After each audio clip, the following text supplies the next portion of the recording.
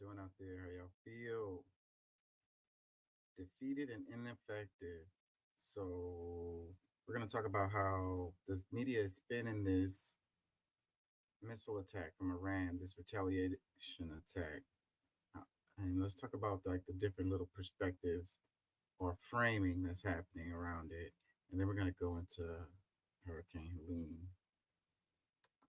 Let's go. Don't take my word for it. Look that mess up, please.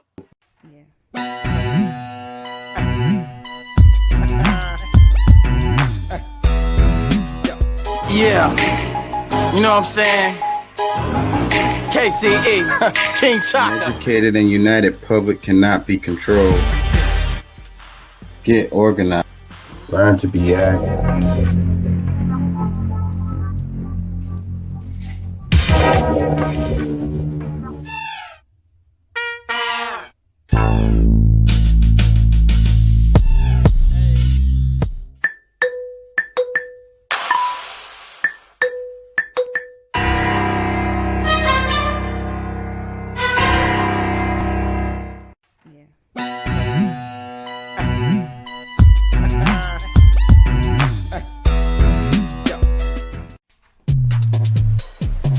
Looks like we got us another hit.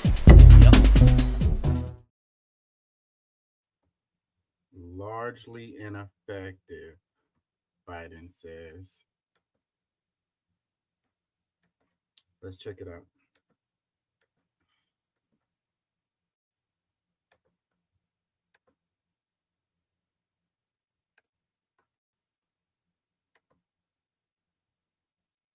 A few words about Iran's missile attack on Israel today. At my direction, the United States military actively supported the defense of Israel, and we're still assessing the impact. But based on what we know now, the attack appears to have been defeated and ineffective. And this is testament to Israeli military capability and the U.S. military. It's also a testament to intensive planning between the United States and Israel to anticipate and defend against the brazen attack we expected. Make no mistake, the United States is fully supportive of Israel. And I've been spent the morning and part of the afternoon in the Situation Room and meeting with my whole national security team and consulting with the Israelis indirectly because in terms of their impact on us. And the national security team has been, as I said, in constant contact with Israeli officials and their counterparts. And this is going to continue to be brought to me throughout the day. We're still out to share updates, and when we get them, and we will do that. Say a few words about Iran's missile attack. Highly ineffective, he said. Let's listen to it short. Let's hear it again. Maybe. But based on what we know now, the attack appears to have been defeated and ineffective. And this is testament to Israeli military capability and the U.S. military.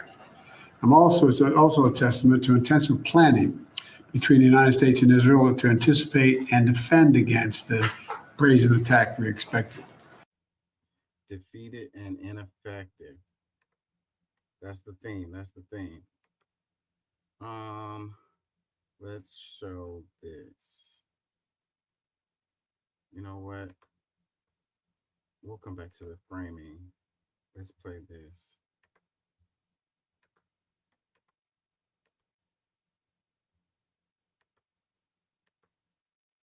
Ineffective and defeated. Allah!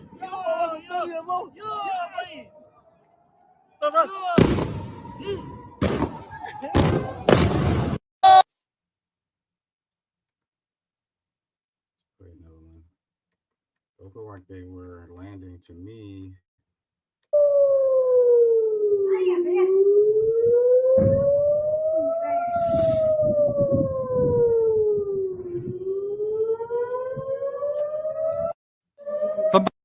What do y'all think?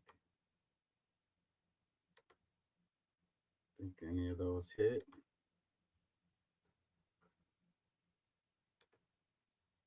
Hold on. Let's do another one. عجام عجام عجام عجام روح الجمع الجمع الجمع الجمع الجمع يا الله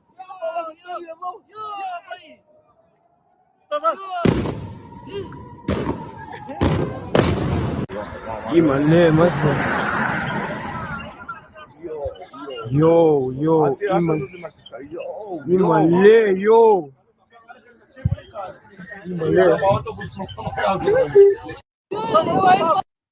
It was very little casualties. That's because they were targeting military infrastructure.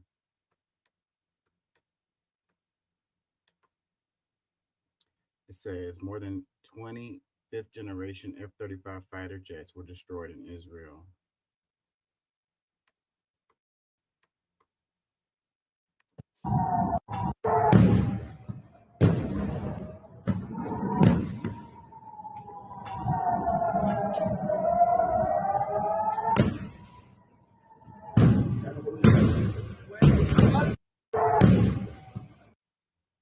Coverage today might seem one-sided, but the media is only covering it by one side. I'm trying to give some balance here. Let's Speaking of balance, let's look at how they covered it.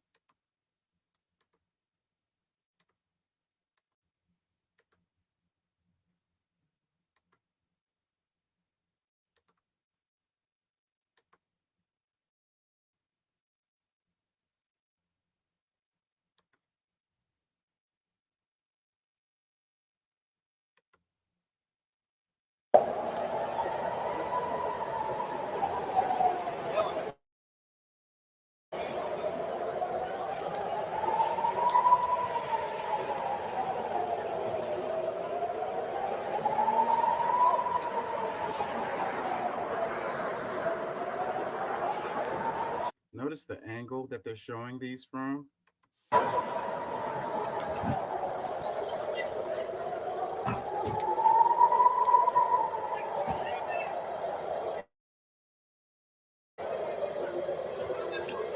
One report said it was hypersonic missiles, and they were in the video I played. I think I played it, and it looked like they were moving fast, and this angle looked like they were moving slow. Some people said they were cluster bombs designed to disarm, the Iron Dome or whatever. So the Iron Dome would hit them, and then they would explode, but they would continue because they had more munitions. But all of the media showed these same angles, and it was showing the missiles in the air, and it didn't show them hit.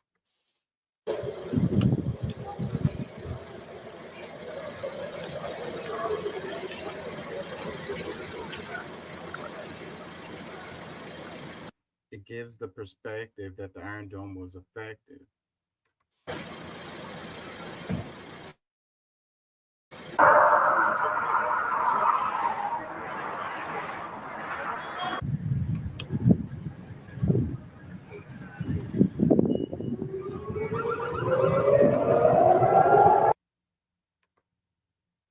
Let's see. Let's play another one.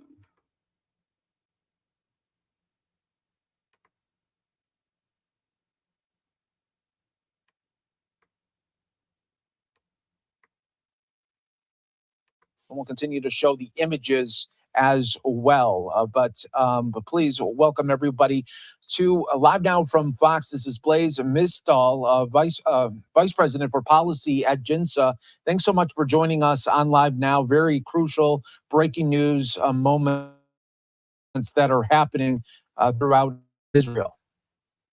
Thanks for having me on, Mike. Latest I'm seeing here is over 100 missiles launched from Iran. All of Israel appears to be under an air alert. That means Israelis pretty much all over the country have been told to get into their shelters and brace for potential impact from these Iranian missiles that have been launched and should be hitting Israeli airspace in a matter of minutes. And let's talk a little bit about the Iron Dome that has been heard so much really throughout the world here on protecting Israel. Just how much can the Iron Dome handle when it comes to missile attacks? Yeah, so that's a great question. And although we use the term Iron Dome to describe Israel's defenses, air defenses, Iron Dome is really just one system out of many that Israel has from anything that gets shot at it. And Iron Dome is really made to target short-range, low-flying rockets, drones, and similar smaller projectiles. And so it's been used a lot to defend against what Hamas and Hezbollah have been launching against Israel. But in this case, Israel is going to be relying on a different system that's called Arrow. And there's actually a couple different versions of it. And we've already heard Arrow 2 and Arrow 3, the most sophisticated air defense systems Israel has that are meant to target ballistic missiles, hit them high in their trajectory, high up in the atmosphere, have already been activated and are probably going to be relied on quite a bit here. We know this system works very well because back in April, on April 13th, Iran tried a similar attack, launching ballistic missiles and other types of projectiles as well, but ballistic missiles at Israel. And the vast majority of those were shot down by Israel's Arrow system.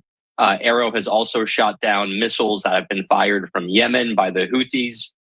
So this is, like Iron Dome, an incredibly effective system. And I expect that we'll see those interceptions happening over the sky of Israel in the next couple of minutes.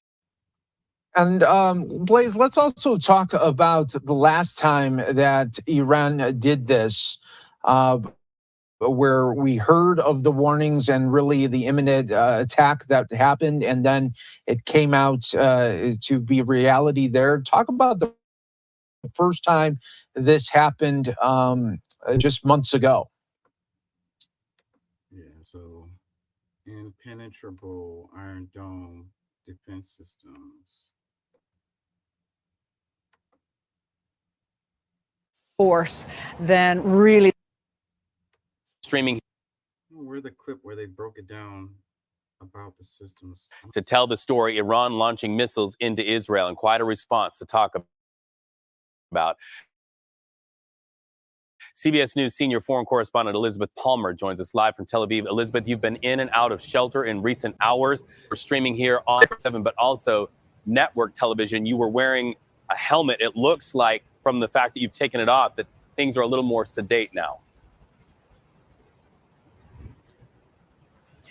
Yes, indeed. We had an all clear from the hotel, so all the guests have come out of the shelters. I can see traffic's picking up on the street. Crucially, Israel, as we heard from the BBC, has opened its airspace. And so that does mean that the attack is over for now. Our colleagues in Tehran have been texting us saying that in Iran, on Iranian television, this is being portrayed as a huge success, that they're claiming that 80% of those ballistic missiles, more than 100, hit their targets, and there's a catastrophe and ruin everywhere. In fact, the IDF is saying that some were not intercepted, and so they're going out to have a look at where they landed. But crucially, there don't seem to be any casualties. The Iranian Revolutionary Guard have made it clear in a statement that this was what they called their retaliation for the deaths of Ismail Haniyeh back in July. He was the head of Hamas, and he was killed. It wasn't very many casualties because they were attacking infrastructure. Very spectacularly and embarrassingly inside the Revolutionary Guard compound by, we think, a rocket while he was visiting, and also retaliation for the death of Hassan Nasrallah, who was killed in an airstrike last week in Lebanon. So that appears to put an end to this escalation. Now everybody's wondering whether Israel is going to respond, and if so, how.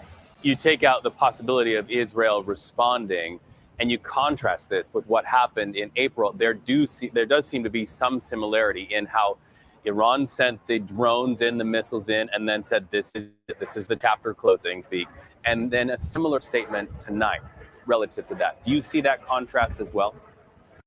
So yeah, the Iranian escalation. Meanwhile, there's troops on the ground in Lebanon. ground offensive happening.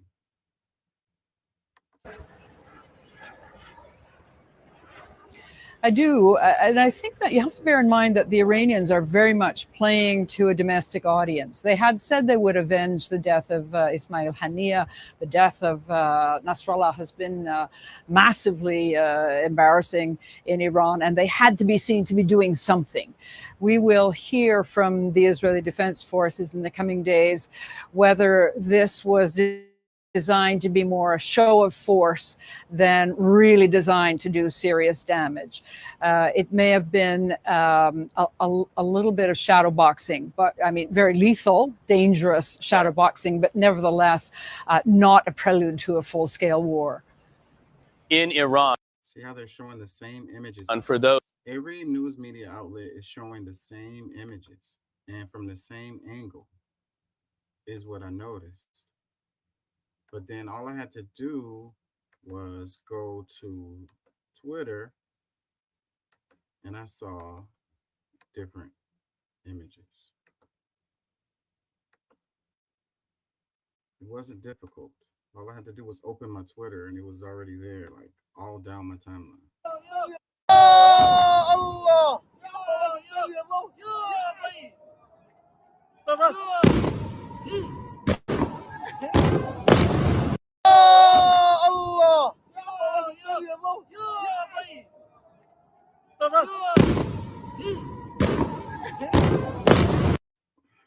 Doesn't seem like the Iron Dome intercepted most of the missiles in these images. تفضلوا.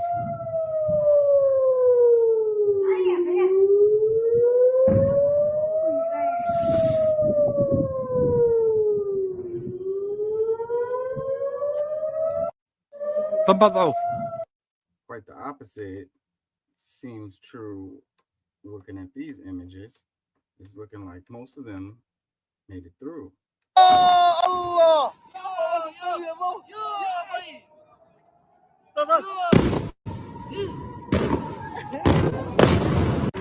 يملي مسا.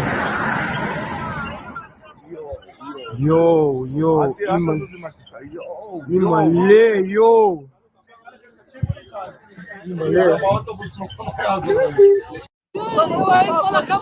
There's a video of IDF soldiers on the ground, like looking up. I don't have that one. I didn't share it. As the missiles was going over their head, they were just like, whoa.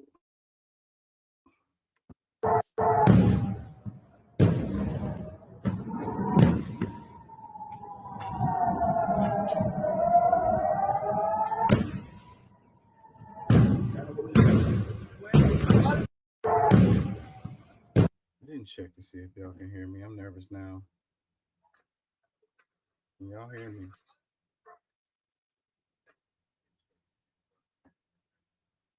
Yeah, anxiety.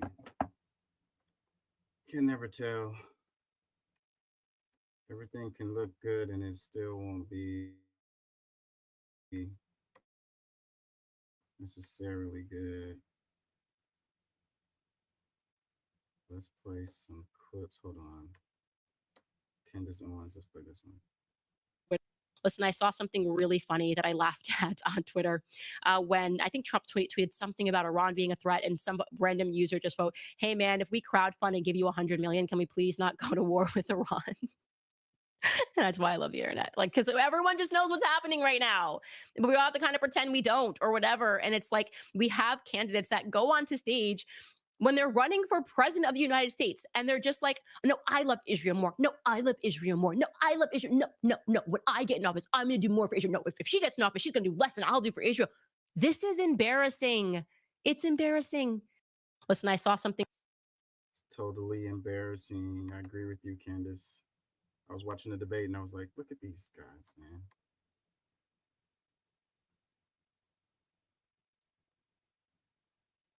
I'll slob the knob. Well, I'll toss the salad. Well, I'll do a handstand upside down and toss the salad and slob the knob. Come on, you guys.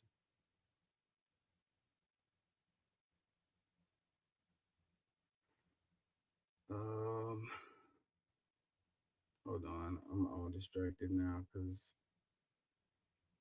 which ones did I play this? Oh, this is the one about the platform. It's only 3 seconds, but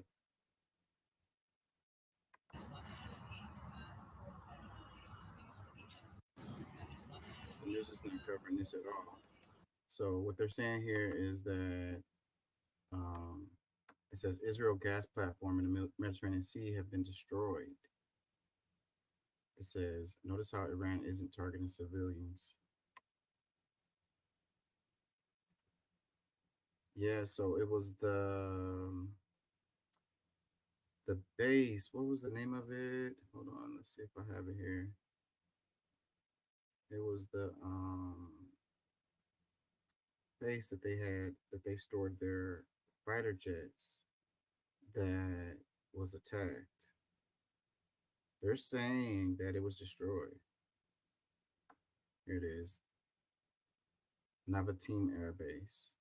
It says the most important Israel military base. It had F-351 fighter jets, C-130J transport planes, and radar systems. It says it was their key for training and defense in the Negev desert. So the way the media is covering it is like they're saying, oh, they just hit in the middle of nowhere and there was no casualties.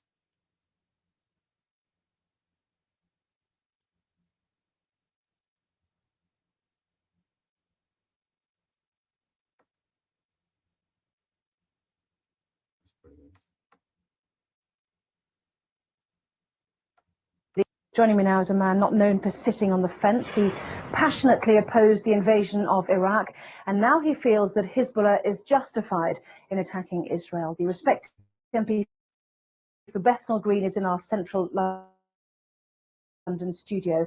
A very good evening, good morning rather to you, Mr. Galloway. Justify your support for Hezbollah and its leader, Sheikh Hassan Nasrallah. A preposterous way to introduce an item, and what a preposterous first question. 24 years ago, on the day my daughter was born, and I've just celebrated her 24th birthday, I had to dash to the maternity hospital to see her By the way, today's my birthday, so happy birthday to me. given birth from a mass demonstration in London against the Israeli invasion and occupation of Lebanon. Israel has been invading and occupying Lebanon all of my 24-year-old daughter's life. The Hezbollah are a part of the Lebanese national resistance who are trying to drive, having successfully driven most Israelis from their land in 2000, Israel from the rest of their land, and to get back those thousands of Lebanese prisoners who were kidnapped by Israel under the terms of their illegal occupation of Lebanon. It's Israel that's invading Lebanon. It's Israel that's attacking Lebanon, not Lebanon that's attacking Israel. You've just been carrying a report of 10 Israeli soldiers on the border getting ready to invade Lebanon, and you ask us to mourn that operation as if it were some kind of war crime.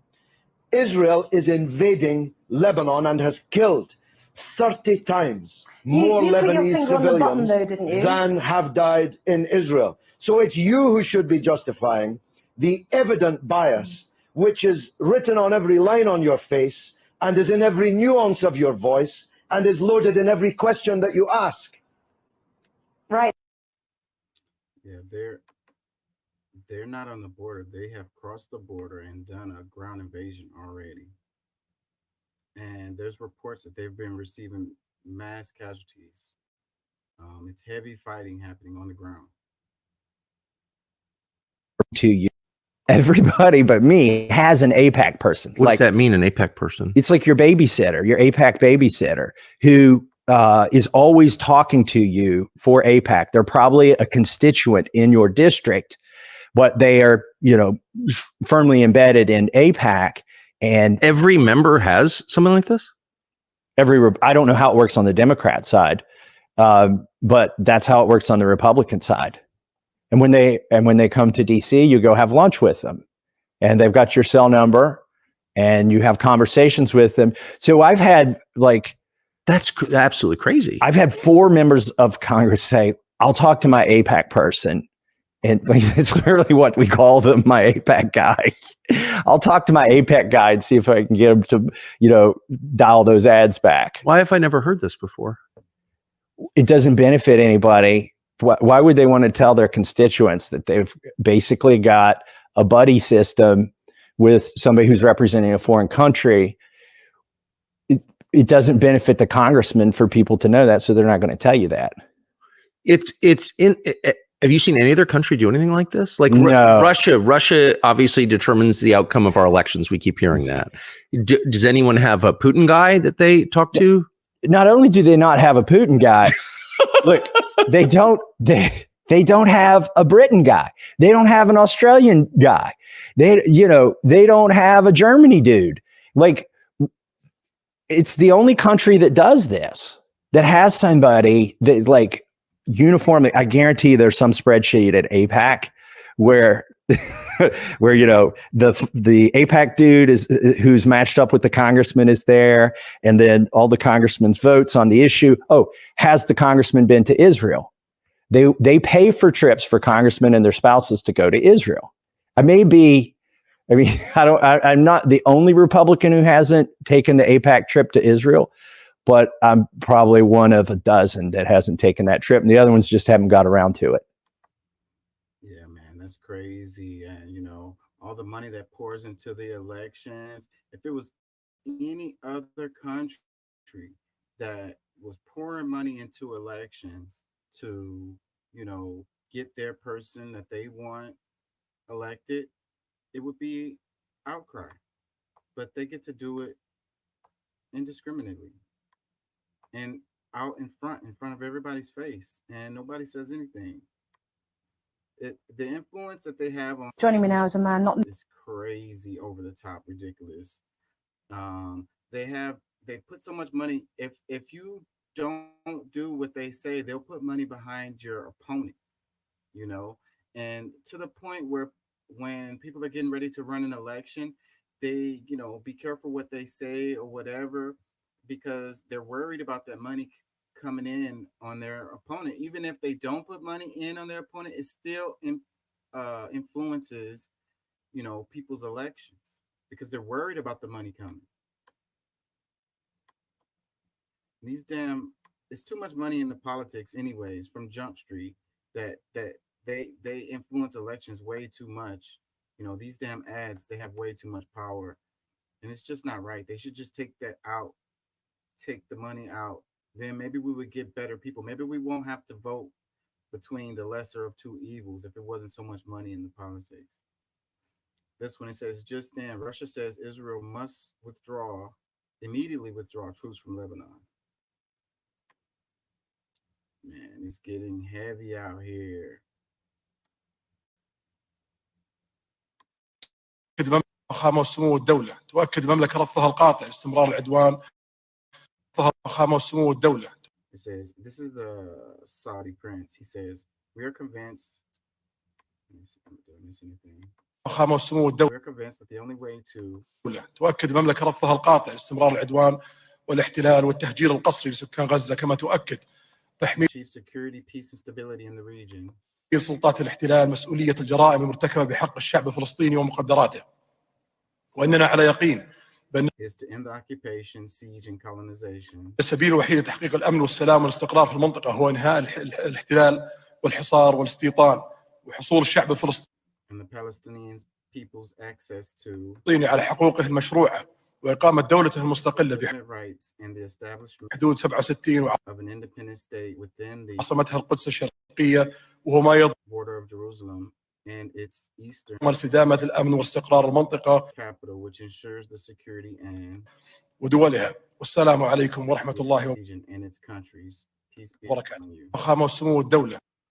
And this is really interesting to me right here. So, like, this guy flip-flops all over the place. Israel's been using Saudi airspace to bomb Yemen, So how can, is this a change of his, policy? If so, then we should see some changes in action related to Israel using airspace and so forth and so on. because Saudi Arabia has been supporting this just like the United States. And it's really interesting to hear him say these words. I don't know that he's actually being honest here, or maybe it's a change in policy. You know, that is yet to be determined. So it caught me off guard to hear him talk like that because I hadn't heard him. Well, I mean, he said some things in the past, but yeah, can't trust this guy.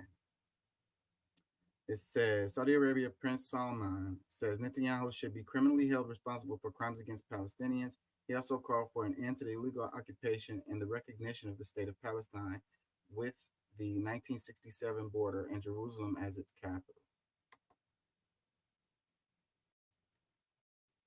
Those are big words. Big words. Does he mean it?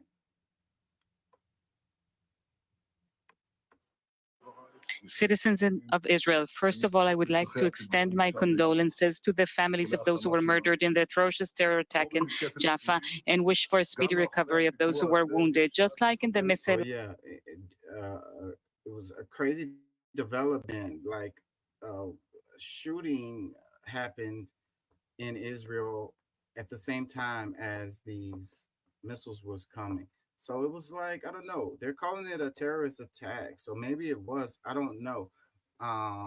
It. Well, it was definitely a terrorist attack. But who was behind it is the question.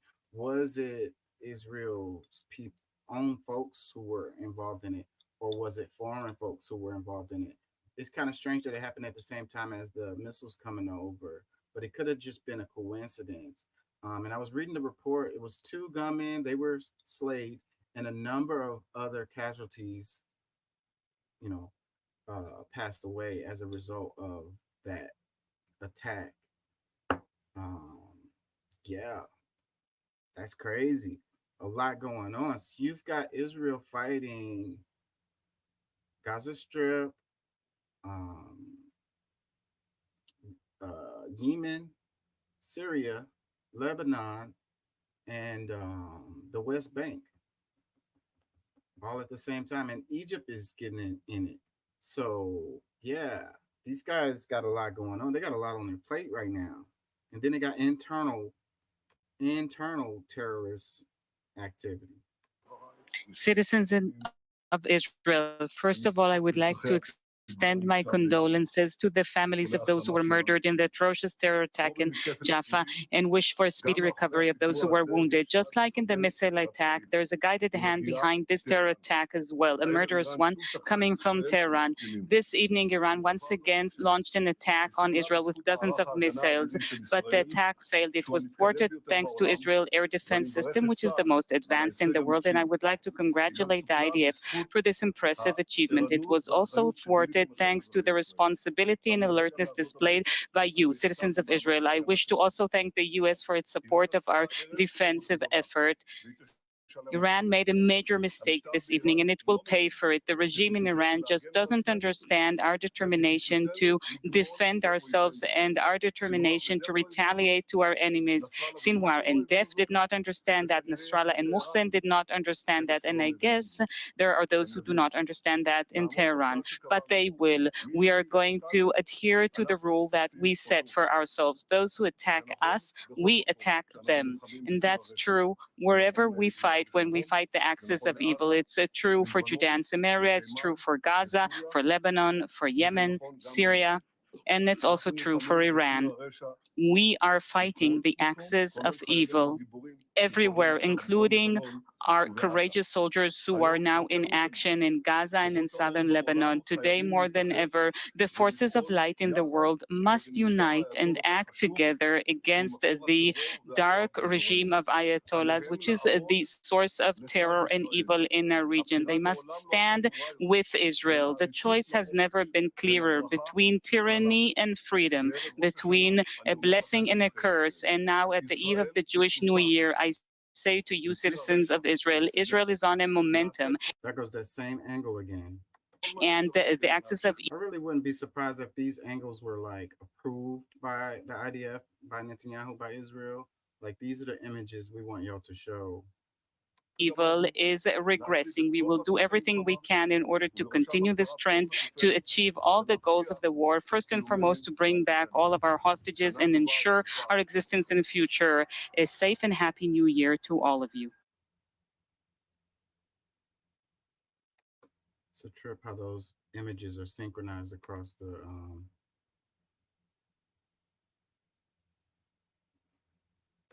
Might play just a little bit of this, but you know, United States troops are supporting the ground invasion of Lebanon. So yeah. What should our government do and what should our military do? Should it defend us or other countries? Can you imagine why we even have to ask the question? Yes, Dr. Paul, it's a sad thing to say that American troops do not defend America. I mean, how backwards is that? And it's very simple. Just get a map. America is not in the Middle East. It's not in Ukraine or 1,000 other places where they're just peppered all over the world. But again, we live in the most propagandized society, so many Americans believe, yeah, this is normal. We've been conditioned to believe this is normal. Think of the Super Bowl, the most watched program in the world. What do we always see? As far back as I can remember, even as a kid, they always show us the troops all over the world watching the Super Bowl. That's where they are. That's where the troops are. This is bad. This is wrong. They don't belong there. And I would say the most important reason, putting aside the money, is it generates hatred towards us, America, over here. Us, specifically, people like us, we have nothing to do with any of this. Think of Dr. Paul. What really catapulted his visibility in our country was when he told Giuliani that, they don't come over here to attack us because, we're free. They come over here because we're over there messing in their business constantly, and even worse than that, causing massive death. That's why these people all over the world hate us here. So, but here we are all these years later, past that Giuliani moment, still doing the same thing, but a big thing has changed since Dr. Paul and Giuliani. Our society is crumbling fast. Bankruptcy, poverty, inflation, it's all going up in smoke, and we're still doing the same exact things. We have to really knock this off before we go totally bust. So we got to bring the troops home now and not wait for that fateful day where they are forced to do it because they have no other choice. We're bankrupt and the people are getting sick and tired of it. And one of these days we'll wake up and find out that it's not a viable system, the system that we're operating from, that we'll do everything and take care of everybody and make everybody rich and happy and peaceful, because we're the leaders of the world and we have a lot of money and a lot of weapons. Well, there will be an ending to that. We ought to prepare for that. Yeah, and my heart goes out to military families, the people, especially those who have lost those in these wars, because I'm sure that most people, they make a noble decision to join the military, believing that they're going to defend America. And they should have that belief. You're putting your life on the line. You may not come back if you have to fight, but they're deployed all over the world. To me, these lives, these people that are risking their lives are extremely valuable. They're not mercenaries or rent troops that you just, put them out there. But look, Ukraine, Israel, they want us to fight their wars for them, and they tell us, and they're constantly dragging us into their fights. And our troops, these valuable lives, are needlessly put into danger. They're being attacked in Iraq in a base. They're being attacked in Syria at bases. Why are they there? They don't belong there. They should not be there. These are. By the way, Iraq sent a message recently that said, they're going to start attacking bases in Iraq, United States bases that are in Iraq.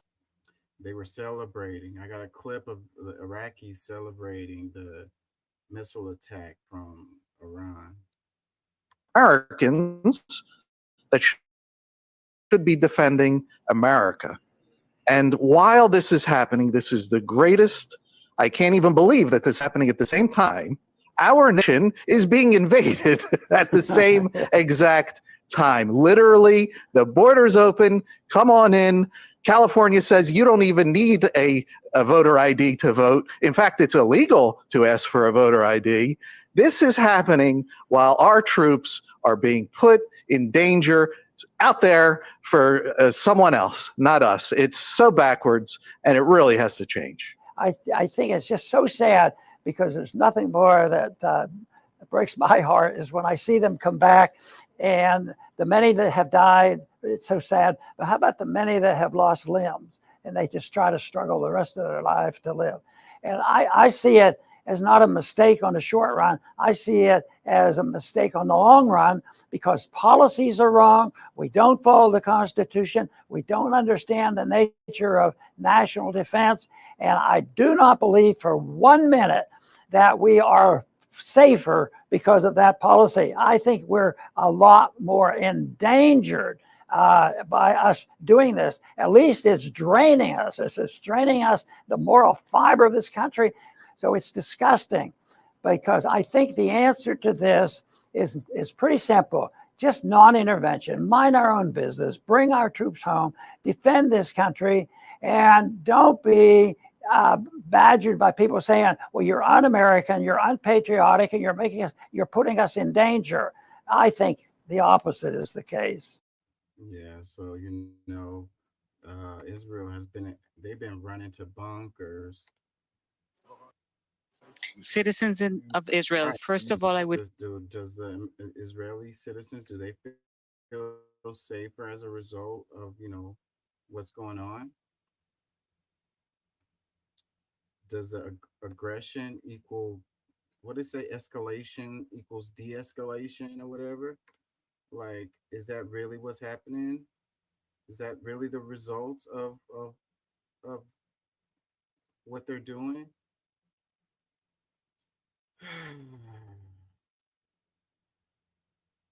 It says China calls on its citizens to leave Israel as soon as possible. So they're like, Chinese folks in Israel, get up out of there.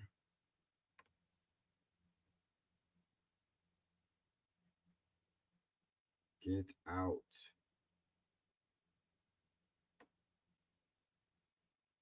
To destroy it, an enemy. We're here. Let me add one sentence. The Israeli Prime Minister came here today and said that Israel is surrounded by those who want to destroy it, an enemy. We're here, members of a Muslim Arab Committee mandated by 57 Arab and Muslim countries. And I can tell you here, very unequivocally, all of us are willing to, right now, guarantee the security of Israel in the context of Israel ending the occupation and allowing for the emergence of a Palestinian state, independent state, along the efforts that we all agree. He is creating that danger because he simply does not want the two-state solution. And if he does not want the two-state solution, can you ask Israeli officials, what is their end game? Other than just wars and wars and wars. I'm telling you, all of us in the Arab world here, we want a peace in which Israel lives in peace and security, accepted, normalized with all Arab countries in the context of ending the occupation, withdrawing from Arab territory, allowing for the emergence of an independent, sovereign Palestinian state on June 4, 1967, lies with occupied Jerusalem as capital. That is our narrative. That is, and we will guarantee Israel's security in that context. Can you ask Israelis what's their narrative other than I'm going to continue to go to war, I'm going to kill this and kill that and destroy this and this, that? The amount of damage that Israeli government has done, 30 years of efforts to convince people that peace is possible, this Israeli government killed it. The amount of dehumanization, hatred, bitterness will take generations to navigate through. So ultimately the question is, we want peace. And we've laid out a plan for peace. Ask any Israeli official, what is their plan for peace? You'll get nothing, because they're only thinking of the first step. We're going to go destroy Gaza, inflame the West Bank, destroy Lebanon. And after that, they have no plan. We have a plan. We have no partner for peace in Israel. There is a partner for peace in the Arab world. Yep. That clip has been making its rounds around the internet. Went really viral. The U.S. intel view that among the targets were Israeli airfields, but also, and this is crucial, the headquarters of Mossad, the international intelligence service of Israel, which is inside Tel Aviv. It's in the northern part of Tel Aviv, but it's in the city. It's in a densely populated area. And of course, the concern is if you're firing, even though Iran might consider that a military target, it is in a densely populated city. There goes that same angle again. With civilians around it. And that's just one more layer of escalation. The U.S. intel view that among the targets were Israeli airfields, but also, and this is crucial, the headquarters of Mossad, the International Intelligence Service of Israel, which is inside Tel Aviv. It's in the northern part of Tel Aviv, but it's in the city. Yeah, so Israel, the reason why this clip is going viral is because Israel is always saying, they're using human shields. Da da da. So it says CNN reporter says Mossad headquarters is located in a densely populated area in Tel Aviv with civilians around it. Oh, look at that. The Israel intelligence services are using their own people as human shields.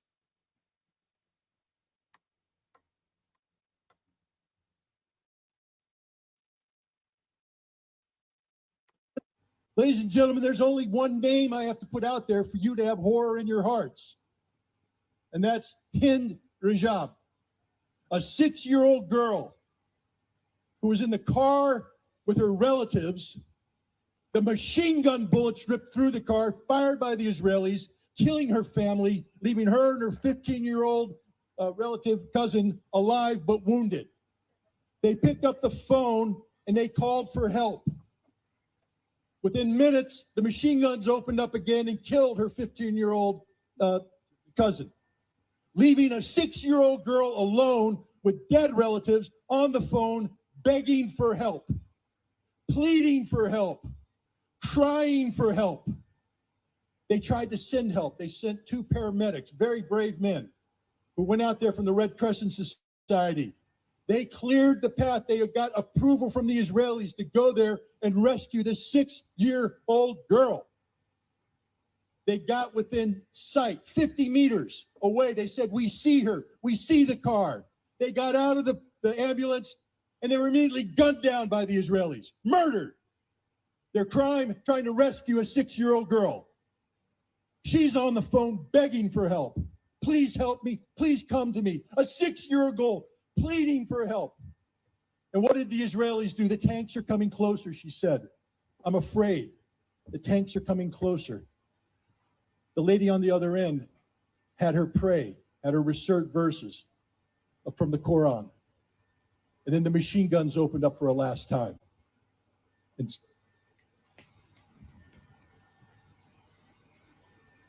they murdered in Rajib. All you need is one name.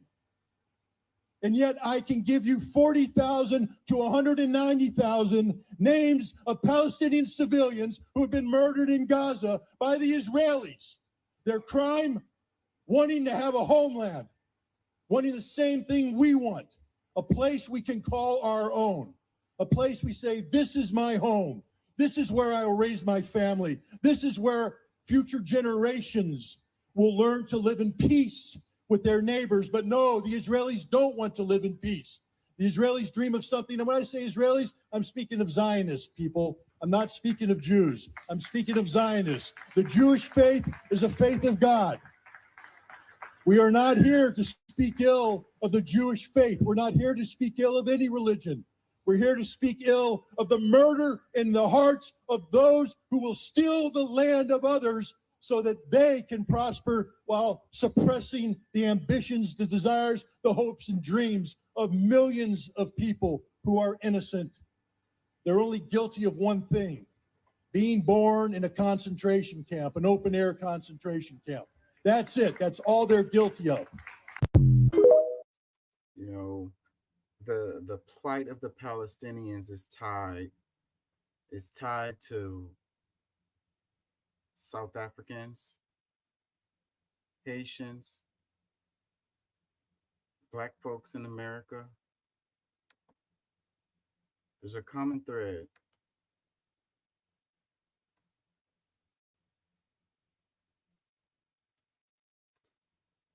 Oh, I can't stay on here long. Let's get ready to move on.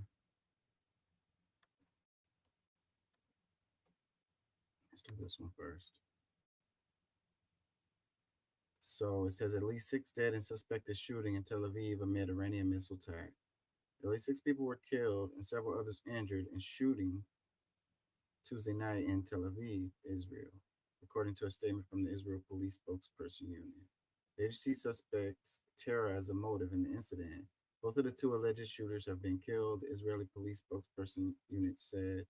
The shooting took place just before a large, massive launch from Iran to Israel. We got a lot going on. A lot going on. I didn't mention Nigeria, so I'm not going to cover that.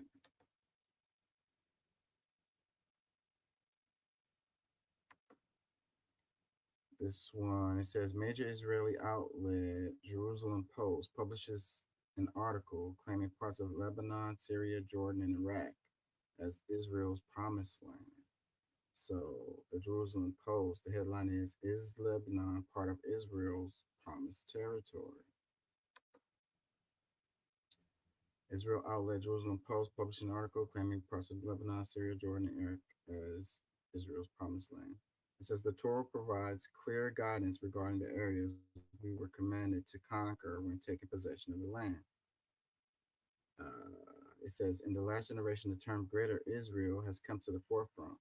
It is sometimes used in political and religious discussions about the ideal or future borders of Israel, often in the context of Messianic or Zionist aspirations. Some interpret it as a call for the reestablishment of Israel's biblical borders. However, the concept varies in meaning, ranging from symbolic or spiritual interpretations to literal geographic claims. This term refers to the concept of the biblical boundaries of the land of Israel as promised by the Jewish people to the Jewish people in various parts of the Torah. It is often associated with land described in the covenant with Abraham, Brit being Haberatim, which stretches from the river of Egypt, interpreted by some as the Nile, or as a similar river in Sinai, to the Parat River. This expansive region includes parts of modern-day Israel, the West Bank, Gaza, Lebanon, Syria, Jordan, and Iraq. It says Western media and politicians have for decades now demonized Muslims and fear-mongered regarding the plans of extremist Muslims to establish a caliphate. Meanwhile, Israeli media outlets openly declare their intentions to colonize Palestine, Syria, Jordan, Lebanon, and Iraq. It says if one looks at a map, they will be astounded by how far north the river extends and how vast the land of Israel truly is. While we may not be able to reclaim all of it in our time, Hashim will surely return it to us soon. Just imagine if it was an Arab media outlet, politicians, or soldiers openly declaring their intention to annex and colonize non-Arab countries. Will extend from Lebanon, the Great Desert, which is Saudi Arabia, and then from the Mediterranean to the Euphrates. And who's on the other side of the Euphrates? The Kurds. And the Kurds are our friends. So we have the Mediterranean behind us, the Kurds in front of us, Lebanon, which really needs the umbrella of protection of Israel.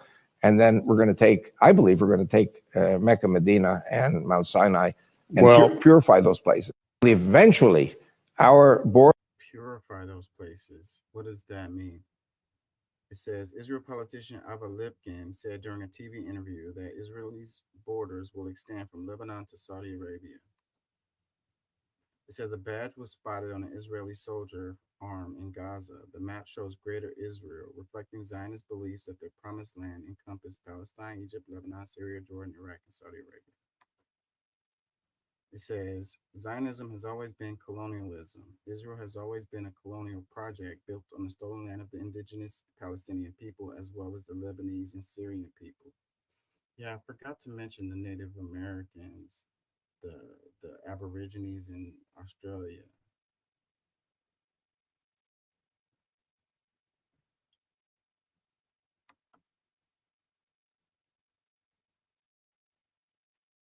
It says their politicians, soldiers, and media and society all advocate for religious supremacy and colonialism, but the West turns a blind eye.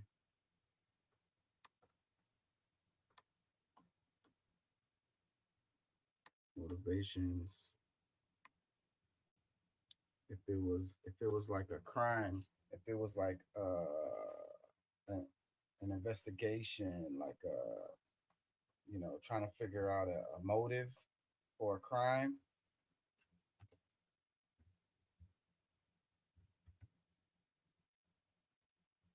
that would be it.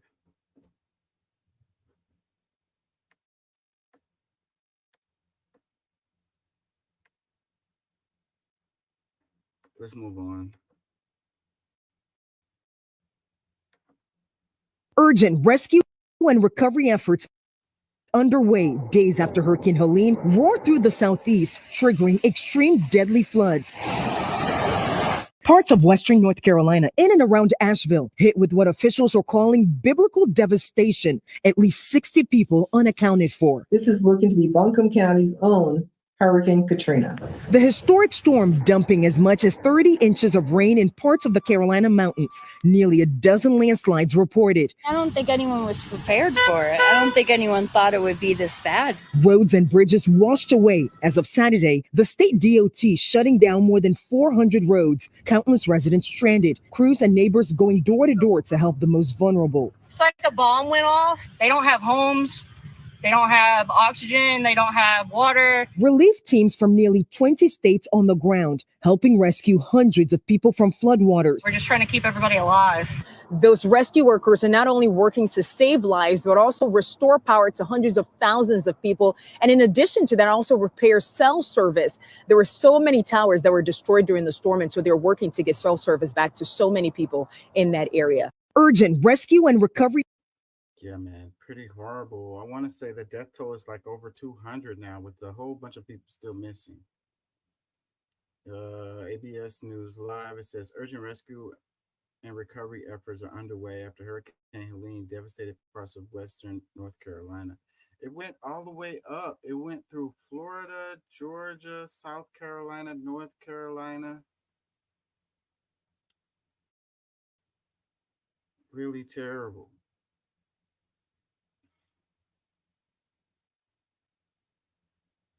Let's read a couple comments. It says that PBR beer should help. Praying for all. Another one. Where's the National Guard? Why isn't our government saturating the area with help? Well, they can't really get in there at all. It's like inaccessible. They've been using mules, helicopters, airplanes. The terrain, and it's inaccessible. It says prayers, they need National Guard out there to help. Another one. East Tennessee has the same conditions, praying for all areas.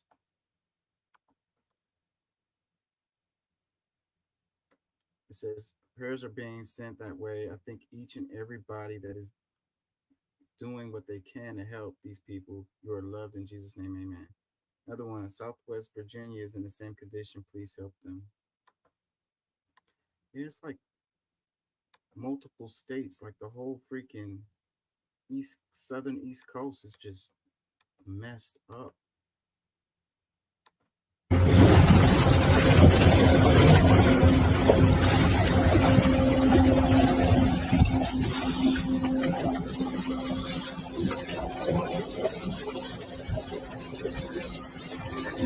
Of the devastation we're dealing with here.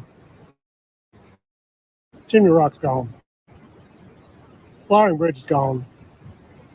And the fucking road's gone. Oh my God.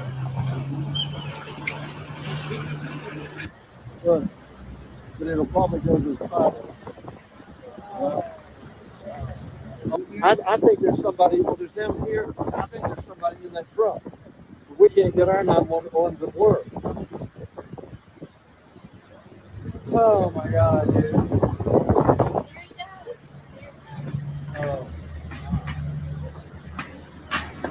Oh goodness, it dumped everything out.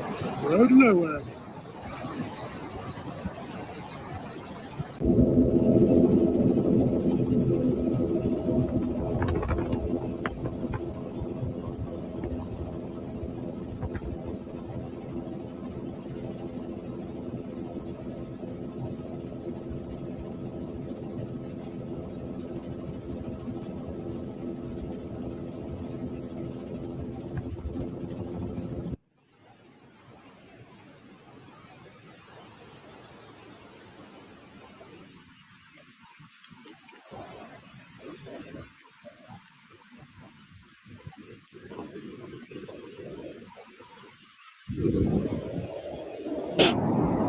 I want to show you what this flood's done.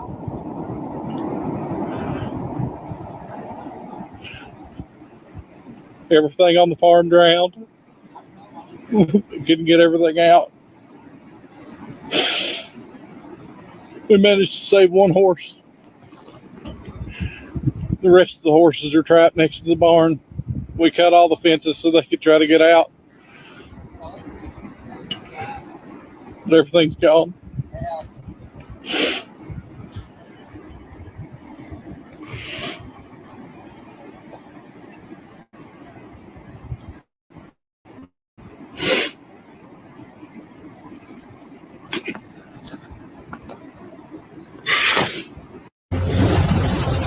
Really messed up. Those people in those U-Haul probably was packed up their stuff and tried to get out. A little bit too late, probably.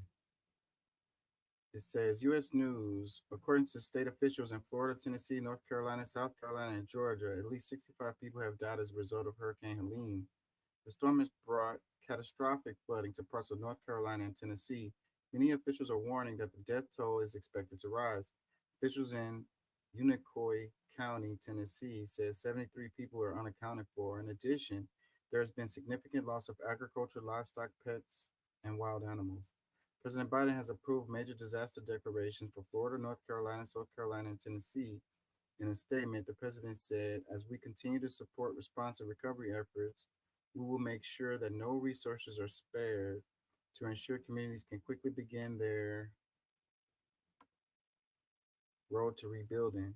Jill and I are praying for those who lost loved ones from Hurricane Helene and for those whose homes, businesses, and communities were impacted by this terrible storm. It didn't show Florida on this list of the declaration right here. And I was reading something about that, and I think I don't want to say wrong, but I want to say they said that Florida denied, they didn't accept it, which would not be wise. Comments, it says, anyone impacted by the storm, if you are, have you dealt with FEMA yet? What has the process been? To those who have dealt with FEMA in the past, you're more than welcome to reply with tips or your past experiences could help others going through this or give them some insight. Yeah, FEMA is like after the fact, these people are going through it right now. Like it's all too slow and after the fact with FEMA. Not to say FEMA is not a good thing, it's just that when you're in it and you're going through it, I mean, that doesn't help. Comment says, oh no, anyway, more money to Ukraine and Israel. Yeah, they just approved packages to both of them. Another comment says another 5 trillion to Israel. Another one, what a tragedy, but another 7 billion to Ukraine first. Another one, the lack of urgency by our government in addressing and helping these communities is despicable. Another comment, it says, we'll make sure no resources spared except the tens of billions we're sending overseas. Another one, POTUS, stop sending money to other countries and help these people.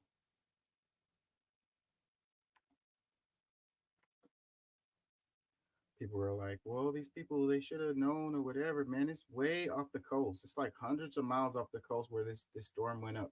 Some of the parts was up in the mountains, places that don't never have flooding.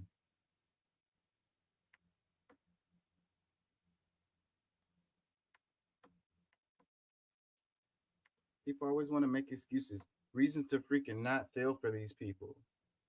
Like these people ask for a hurricane to come and tear their shit up. Like the comments I've been seeing is heartbreaking. Let me read this. It says, I don't think the national media is grasping the level of devastation. Florida, Georgia, South Carolina, North Carolina, Tennessee, and Virginia. Whole towns have been washed away. Asheville is cut off from the outside world. 1.3 million people in South Carolina are still without power. It's really bad.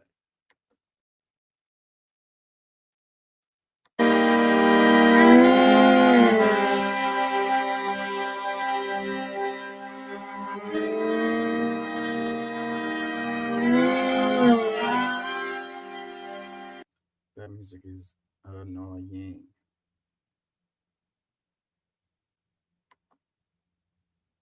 In western North Carolina, where heavy rains from Helene devastated many communities.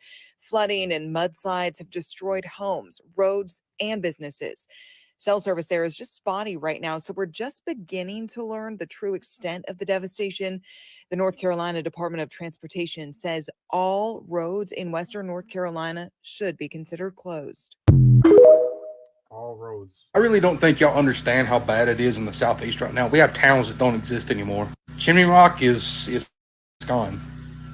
The city of Asheville is cut off from the world. This is not an exaggeration. All the bridges leading into the city have been washed away. They have no food, no power, no water, no internet, no cell service. They don't even have radio. It's a complete like dead zone. No one knows what's going on in there.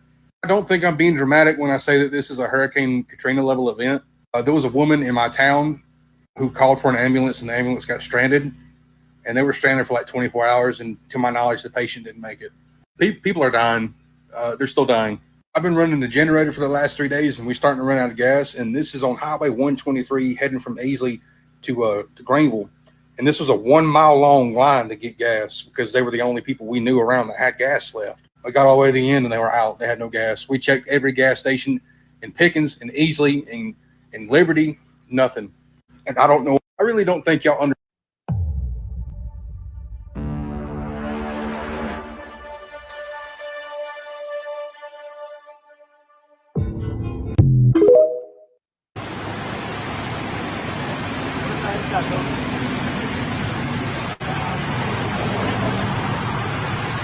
The wipers are on. What? The wipers on that U-Haul are on. Oh, I hope so. I wonder if somebody's. Why would there fucking be wipers on?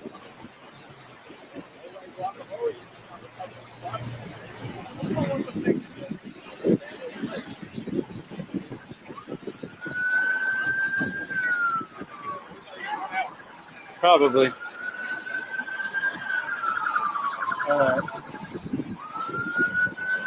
Well, they don't want this bridge collapsing on us, I'm sure. Man, Mother Nature wins, bro. Mother Nature.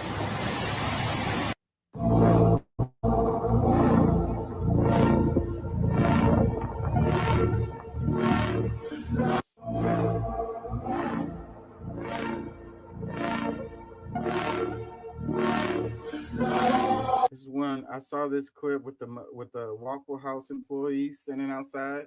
It's like, I guess if you can get a boat, you can come get some waffles and breakfast or something. They probably can't get out. They probably just in there. That's crazy, man. Waffle House is always the last one to close. Like they stay open no matter what. They're like a public service. Oh my God! Oh my! No! No!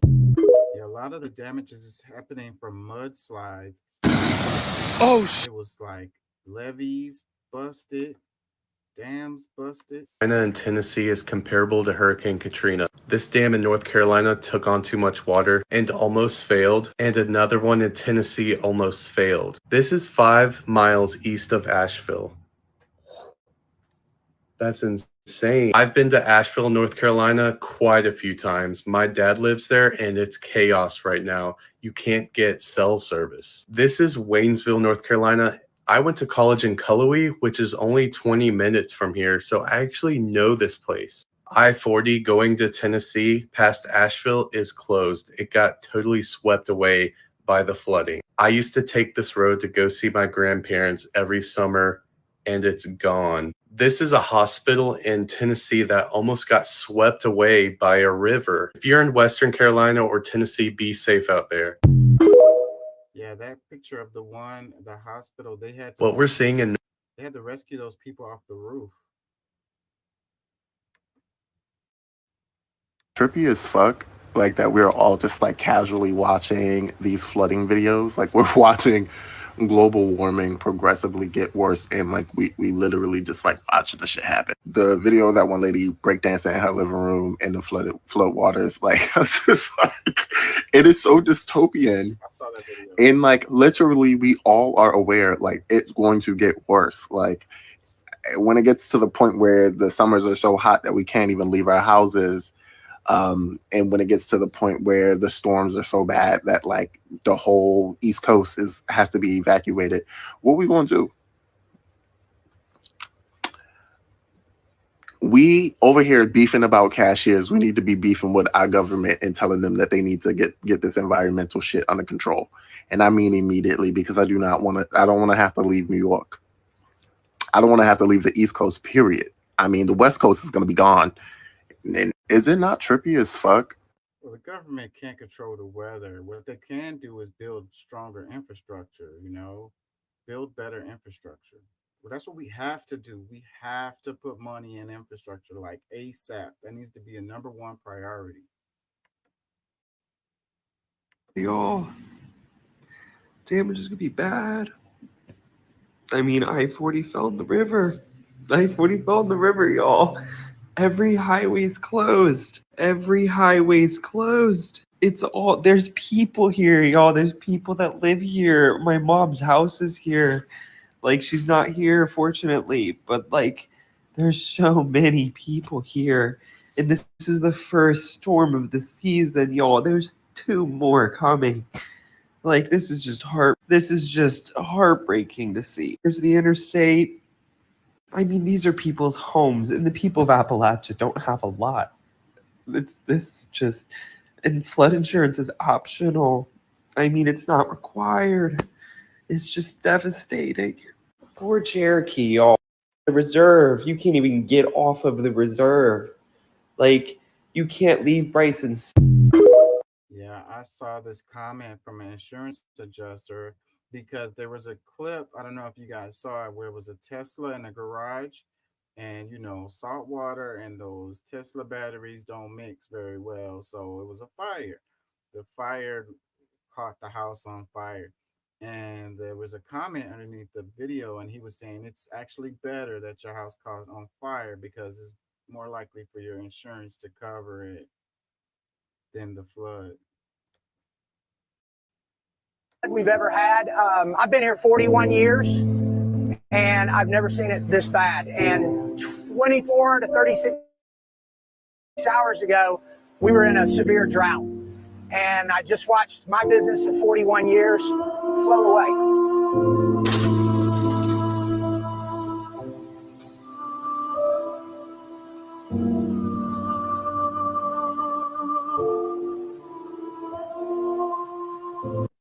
We don't need the sad music. Like, it's sad enough already. We don't need extra.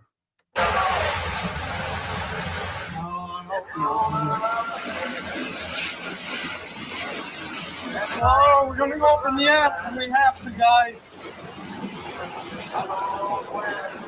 We came quick. Love y'all. Dang, man. In some of these videos, man, some of these people Houses are floating away, dams are breaking. 42 lives have been lost due to this hurricane, and over 4 million people are without power. This is a list of all the blackouts, all of this, all the way up without power. 1,383,000 from South Carolina, 1,067,000 Florida, 1,063,000 Georgia, North Carolina, 656,000 people without power. Virginia, 78,000. Tennessee, 55,000. Kentucky, 24,000 people.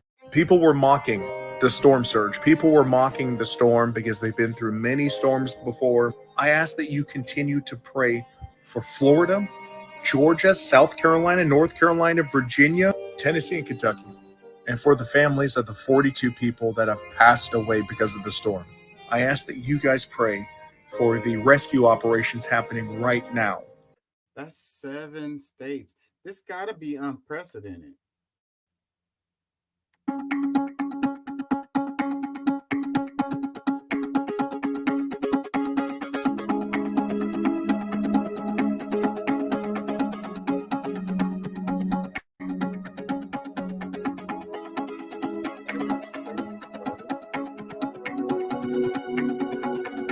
storm jumped from like a category 2 to a 4, like in less than a day. Remain underwater after historic and catastrophic flooding occurred over the past 48 hours. At least 50 water rescues have been performed near Asheville, North Carolina, and unfortunately, at least 19 lives have also been lost in North Carolina as a result of Helene's wrath on the region. I can tell you right now, people are really struggling in the sense that there's no city water, there's no power in a lot of parts of the area, and there's no cell service. By going to one public library or by going to one hotel, and you'll see crowds of people outside just trying to send a text, make a call, to do whatever they can to make sure either that the county said earlier today that they've had well over 130 water rescues. They've been able to evacuate over 600 people from dangerous situations. We've shown video of the Swananoa River and how it's completely swallowed several streets, but other rivers, even in the area, have been rising just from all of the water. Several roads have been completely washed out or destroyed, or parts of North. I'm just a girl. I'm just a girl. They're just casually walking in a restaurant to get food while there's water going. Oh, this is the video. Oh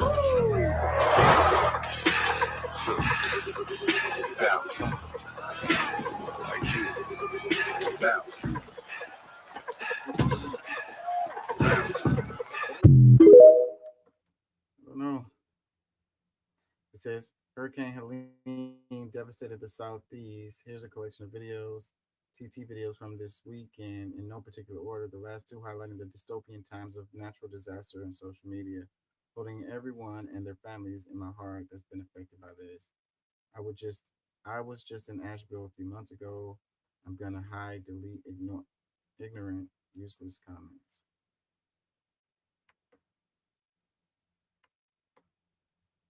I want that clip where the guy is like, the bridge is gone. Where's that clip? I think it's this one.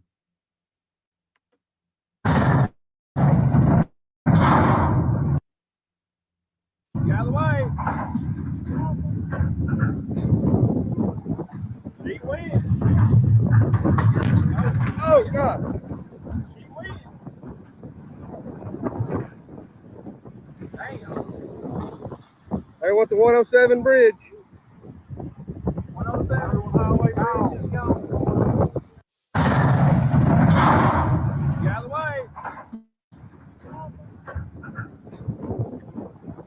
Deep wind. Oh, God. Deep wind. Damn. I want the 107 bridge. 107 highway bridge. Get out of the way.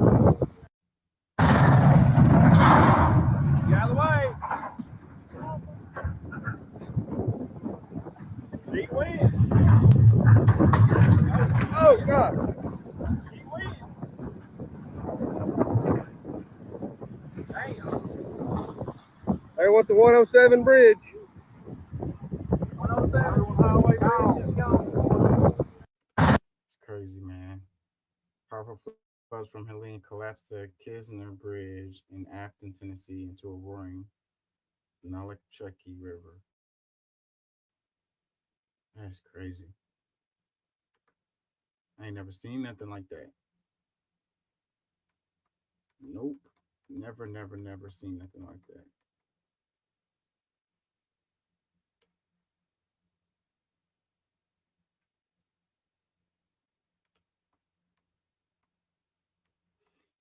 I think I might get out of here.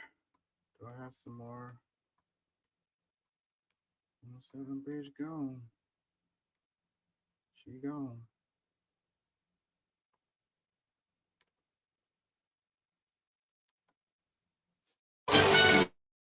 Good evening, and we begin tonight with Hurricane Helene here. An historic and deadly storm making landfall as a major Category 4 hurricane. The death toll is rising, and there are dramatic water rescues underway as we're on the air tonight. At this hour, what's left of the system is now steamrolling its way across multiple states, the Carolinas, Virginia, into the Ohio Valley. The system will then push rain right into the Northeast. The devastating storm's reach extending across the South tonight. Helicopters rescuing more than 50 people from the roof of this flooded hospital. This is Irwin, Tennessee. The storm making landfall near Perry, Florida, with howling winds and blinding rain. Drone video showing the widespread devastation tonight in Keaton Beach, Florida. Homes leveled, you can see there in every direction. More than 4 million people without power in 7 states tonight. At this hour, North Carolina's Governor Roy Cooper calling it one of the worst storms in modern history and warning that conditions are still going to worsen for millions. This is far from over. Ginger Z standing by with the track right now, and ABC's Faith Abube on the rescues unfolding at this hour. She leads us off from Atlanta tonight. Tonight, Hurricane Helene slamming into Florida, the strongest on record to hit the Big Bend. And tonight, it's proving deadly. Dozens dead, millions without power. Helene delivering devastating damage and flash flood emergencies across the Southeast. The images still coming in. In Irwin, Tennessee, near the North Carolina border, drone video showing a hospital surrounded by raging floodwaters. And you can see people on the roof, more than 50 staff and patients stranded, helicopters lifting people to safety. First responders navigating floodwaters in Asheville, North Carolina. Swiftwater rescue teams out in force. People in Western North Carolina should consider all roads closed unless you are seeking higher ground. Helene went from a Category 1 to a Category 4 in less than 12 hours, roaring ashore just before midnight with sustained winds of 140 miles an hour. Devastating storm surge washing buildings from their foundations. Oh, there goes. The storm still a 100-mile-an-hour Category 2 hurricane as it barreled over the border into Georgia. It is a very dangerous environment, and one of our finest has lost his life trying to save others. Overnight, multiple rescues in Cobb County. And in Atlanta, Swiftwater teams out on boats making dozens of rescues. These neighbors just now making it out of their flooded neighborhoods. We met Daryl Hall and his family, thankful to be brought to safety. We woke up to probably like 6 to 7 feet of water at 6:30 in the morning in our basement, and it started to rise and it went into our living room area. More than 4.5 million homes and businesses across the region in the dark tonight as the death toll continues to rise. And David, there's still significant flooding in parts of Atlanta tonight, as you can see here around me. The mayor has declared a local state of emergency as statewide recovery efforts continue. David. We're thinking about the millions of families. Yeah, man. So if you got family members, call them up. Make sure they're okay. See if you can do something to help them. The remnants of Hurricane Helene sweeping through the South and the death toll rising at this hour. At least 43 people now reported dead after the storm made landfall in Florida as a Category 4 hurricane. Extensive damage seen in western Florida. The storm system also hammering Georgia, the Carolinas, and Tennessee, triggering more devastating flooding as it moves north. Those floodwaters leaving more than 50 people trapped. Yeah, man, the death toll is up over 200 last I heard.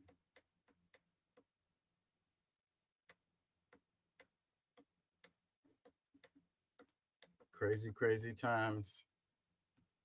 What do they call it? The October surprise? Anyways, I got to get out of here, y'all. Peace and love. Thank y'all for joining. Thank y'all for listening. We're out.